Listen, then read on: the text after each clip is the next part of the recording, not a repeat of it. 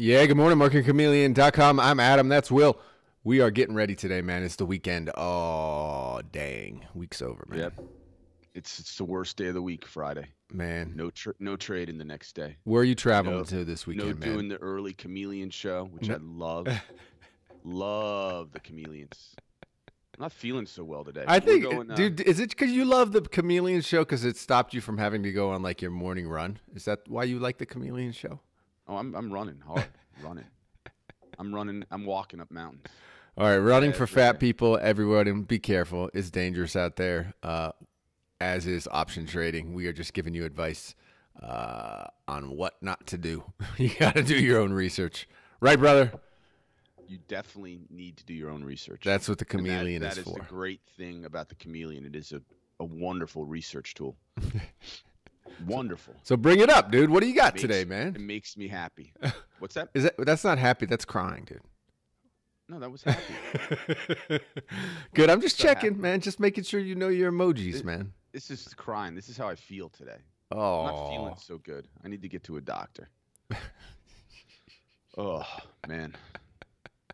So, dude, what do you got going on, man? I just went to the doctor. I'm sick too, man. We're brothers together, man. What did the doctor say? I got what's the one before death? Before death.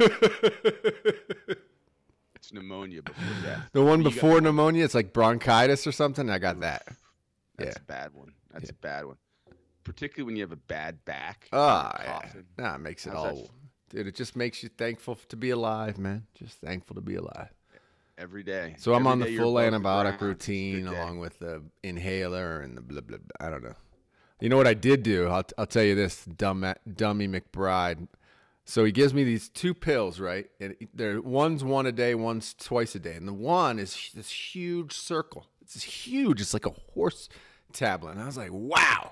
That thing is going to take some doing to get down, but I'm going to do it. What do you mean like a horse tablet? I mean, just like as big as you would imagine they would give to a horse, dude. And I put it in my mouth, my tongue, and I chug, and it gets stuck halfway down. And then it starts fuzzing, like fizzing.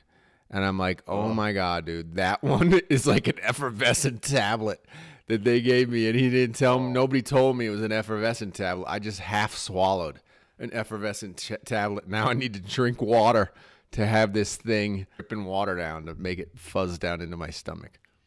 I guess that those are the type of pills we have to look forward to if we socialize medicine here, which would be a good thing, I guess. Big pills. That's all you can get. Big horse tablets, man. Horse tablets. You get the horse medicine. Well, anyways, something that you've needed medicine for lately is this PC&G. Oof. Do you know? Yeah. What's it at? It's still not at zero. Well, it rose 74% yesterday. I mean, you called it out at 10, man. I mean, there was a lot of room in there to make some cake, man. I've lost $3.95 now. If anyone took that advice. It's up. It's up 70%. I thought I was seeing the 5. I thought it went down to $5. Oh Lord, how's that possible, man? It's going bankrupt. Yeah, well, a news story broke yesterday that they had been found not responsible for fires in 2000. I mean, they're like 3 or 4 situations that they're potentially face, unlimited liability for. Yep. So there was one in 2017 that a judge cleared them on yesterday. So that hit the tape, and it was like a mad rush algorithmically into this stock. Wow. They read the tape, and it's like, found not guilty, and it's like whoosh, the stock rips. But it's interesting to look at this stock and look at up 74%. Man, wow, head on a swivel, man. That's dude. Disclaimer alert. That is why option trading is risky, my man. I mean, everybody's thinking that thing's going to zero, right? Why wouldn't it go to zero? Until something else happens, and bang. The at the money calls. If you do a look at the at the money buy right cover call premiums, unfortunately, I know you can't see them because we only go to like here, right? Yep. But if you could scroll down and see on your Chameleon at home, Jan 15s of 2021. So that's So the the farthest out. The farthest out tradable at the money call. Yep. Is almost a 50% premium. So you're getting almost half the stock price if you sell the at the money call. Yeah. It's just interesting, the volatility, and this is the type of thing where it's like the options are pricing zero or back to getting your face ripped off to the upside. Sure.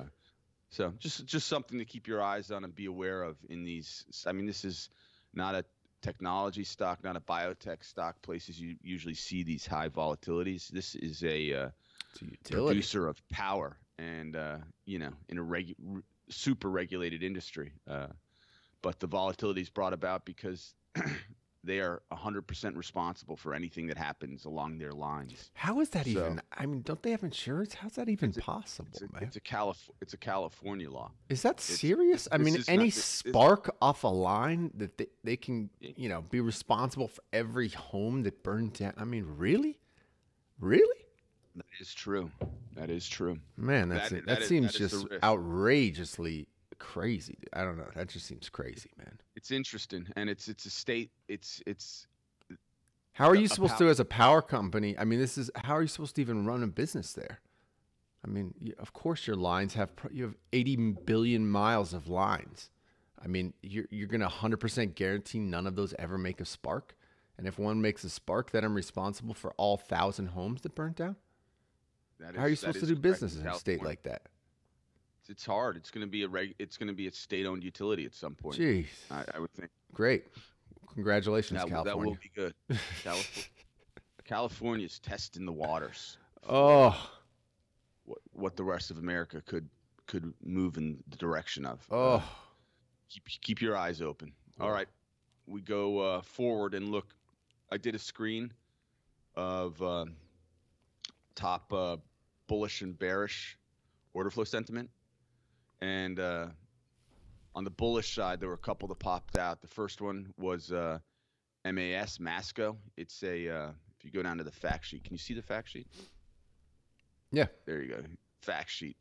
This is a large construction producing company. It produces a lot of the product that contractors and chains use to sell to their to home builders and do-it-yourselfers. Bear Paint, that's sold at Home Depot. Craft Made, that's a cabinet that I think is also sold at Home Depot's and Lowe's. Windows. So it's has seen a lot of bullish order flow into it. I did a screen for credit put spreads. Interesting. What do we think? In the down economy, people are going to start building, remodeling their homes? What's the theory with that?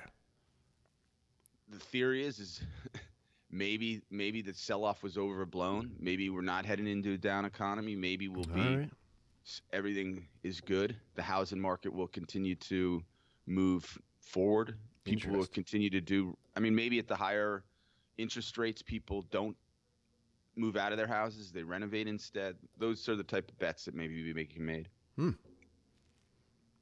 So take a look at that. There were a lot of I screened for theoretical edge, cushion to break even, win rates right there. So there are a lot of opportunities in MAS to take a bullish. Interesting. And how do you feel about that, man? You think we're going to be moving into a building cycle right now?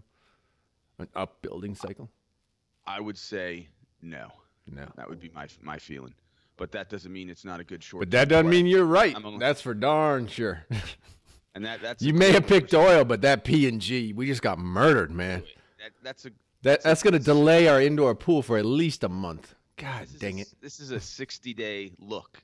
You could be right for 60 days and, on the upside, even though you may be bearish on the entire sector long term, over the next 3-4 years. And the next bullish one was this QRVO, a large seller to the government of tech products for the military and such. Again, screened for theoretical edge and cushion to break even. And we'll pull the win rate up. I think there's a 90% win rate here. Going the wrong way there. Yep. 90%, 87. So there's some opportunities here. That was Also in the order flow sentiment, QRVO, there was about 150. Love those companies that sell to the military and to the government. Love them for all the right reasons, for all the wrong reasons, if you know what I mean. What is the biggest seller to the government, you think? I don't know. There's got to be like a cheese manufacturer somewhere, right?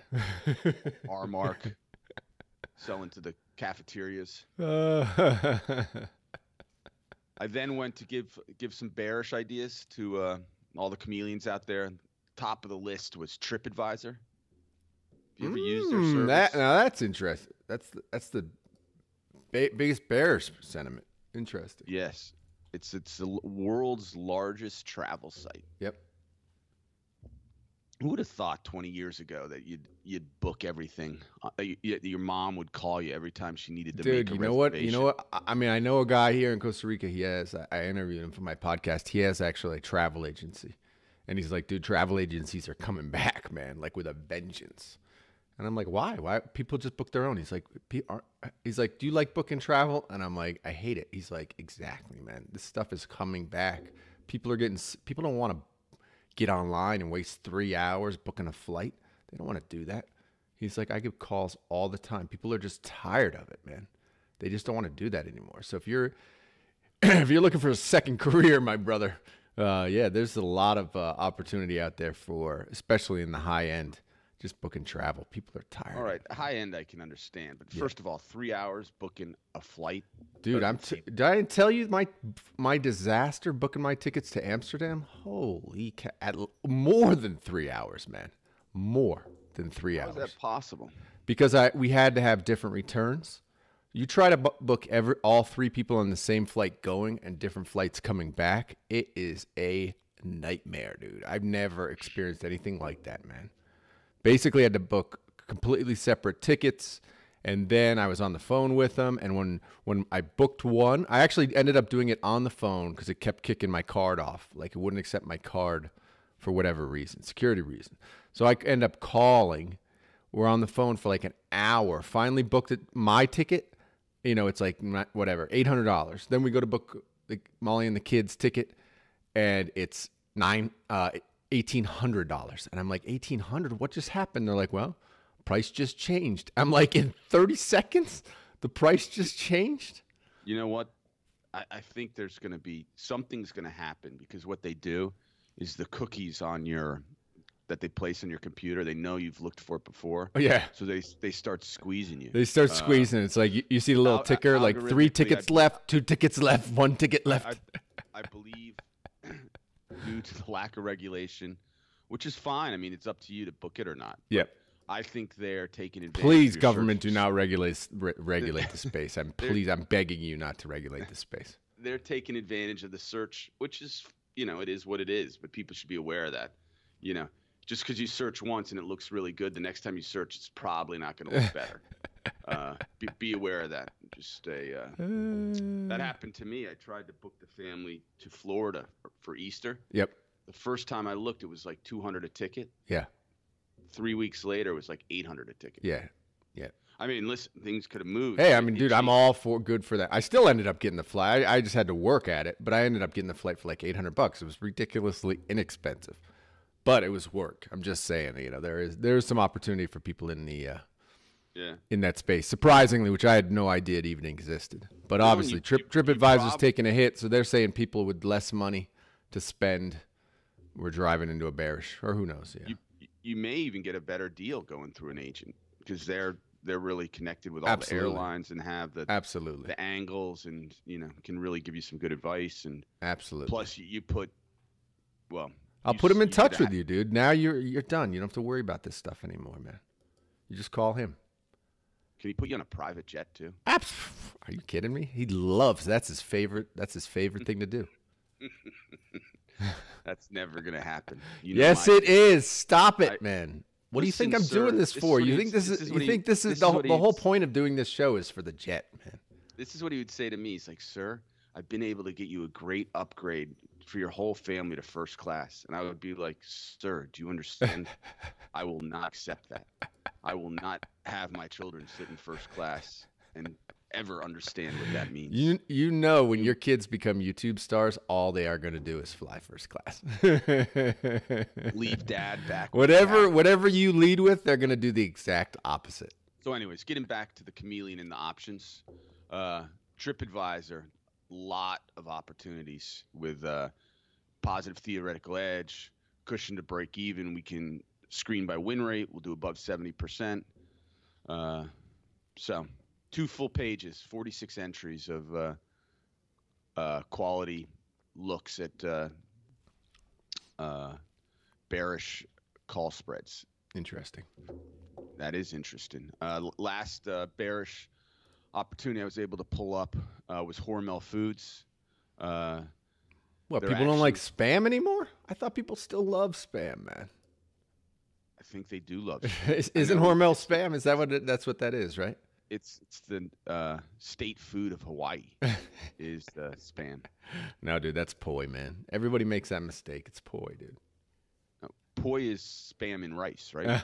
Am I wrong? You're totally wrong, man. I thought you went to Hawaii. Didn't you go to Hawaii? I did. I found poi's like that gray mud you eat. I'm not into gray mud. I loved with my waffles in Hawaii. Yeah. The coconut syrup. Oh, love the coconut man. syrup. Yeah, that is. That was my favorite thing. But and the spam. I guarantee you enjoyed yourself a piece of spam while you were there. I did not have any spam. Come on, dude. Really? It's a great breakfast, man. You fry that up. That stuff's good, dude. Is it as good as Snapple? Have you ever been in touch with Snapple? Snapple the drink, dude? What are you talking about? Excuse me. Snapple. Scrapple. Scrapple. What's Scrapple? Scrapple is a couple grades below spam. Oh God, why would you go lower, man? Spam's just way too expensive, man. I mean, I understand not going to first class, but Scrapple. I think. For those who can't afford spam, come on, man. Let me clarify. Scrapple is probably pickled. Spam they put in a can, right? And I don't know if it's pickled or just is there some oil in there? But Scrapple is just never, it's just put in the case and. Oh, it's like so it's just refrigerated. Yeah, it's fresh. It's fresh, and only I don't know what best served is, but I would only get it. It's a breakfast meat. You get it fried, right? Yeah, they fry it. Yeah, and very crisp. It's a unique taste, and really, I think it's. I won't say it was definitely invented by, or brought to America by the Amish, but a lot of it comes out of Lancaster County, Pennsylvania, and it's a big dish in diners around Philadelphia. Okay, so all right. Anyone who wants to, it's not the chili feast cheesesteak you have to have when you come to Philadelphia. A hunk of Scrapple. Scrapple with it. Big hunk of Scrapple and eggs, runny eggs. Oh my God. So, anyways, but that's a long story, dude. Now you can't even tell people where to get it. You just got to go to Philadelphia. Come on, man. Yep. That did not help people at all. Book that trip. Get on the phone with that travel agent and try to. So let me see. Either I need to travel to Philly or Hawaii. Yeah. Where should I go, man? For the best breakfast meat, you got to come to Philly. There you go. See America at its best. So there were 339 potential bearish spreads in credit spreads in Hormel. Thing is, only 2 had theoretical edge. So that was a good way to screen through. And so you found 2, win rate of 78%, win rate of 65, both worth looking at. So there you go. 2 bearish, 2 bullish spreads today, and a little Scrapple. Playing both sides. Be careful out there, as that P&G shows us, man. Wow. Sometimes your theory is it's just wrong, man. Right? It's just wrong. Well, it's wrong. It's wrong today. That's wrong. Right? It's wrong today, man. You just got to have your head on a swivel. That's what the chameleon's for. So everybody remember, click down below, subscribe. Remember, we're still doing the chat thing. Getting ready for, I guess, the Pro Bowls this weekend, right? That's always a fun one. No, it's never a fun one. You never tuned in. Come on, man. You've never tuned in. I haven't tuned into that thing in 35 years. Between 9 and 12, I used to love the Pro Bowl. Love it. Yeah, once I reached 13, there was no more Pro Bowl. Nobody watches it. But anyway, it's basically like a week off before the Super Bowl. So anyway, pura vida, as we say here in Costa Rica. Have a great weekend, everybody, and we'll see you all on Monday. Thanks for joining us, chameleons.